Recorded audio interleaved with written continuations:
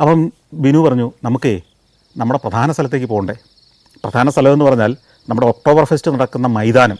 ഈ October fest നഗരത്തിൻ്റെ പല ഭാഗത്തായിട്ട് ചെതറി നടക്കുകയല്ല, വലിയൊരു മൈതാനമുണ്ട് അവിടെ. ഒരു 10-40 ഫുട്ബോൾ ഗ്രൗണ്ടിൻ്റെ വലിപ്പമുള്ള കൂറ്റൊരു മൈതാനം.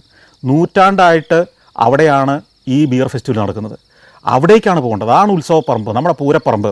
ജനം ഒഴുകാണ്. നമ്മളവിടെ അങ്ങ് നിന്ന് കൊടുത്താൽ മതി, ജനം അങ്ങ് കൊണ്ടുക്കോളും.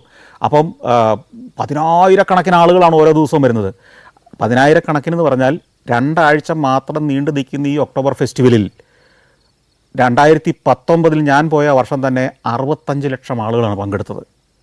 65 ലക്ഷം ആളുകൾ ഈ 2 ആഴ്ച കൊണ്ട് ഈ ബിയർ ഫെസ്റ്റിവലിൽ പങ്കെടുത്തിട്ട് തിരിച്ചു പോയി. അവരേതാണ്ട് 80 ലക്ഷത്തിലധികം ലിറ്റർ ബിയറാണ് ഇവന്മാർ കുടിച്ച് തീർത്തിട്ട് പോയത്. അവിടെ 1 ലിറ്റർ ബിയറിന് 11 യൂറോയാണ് വില.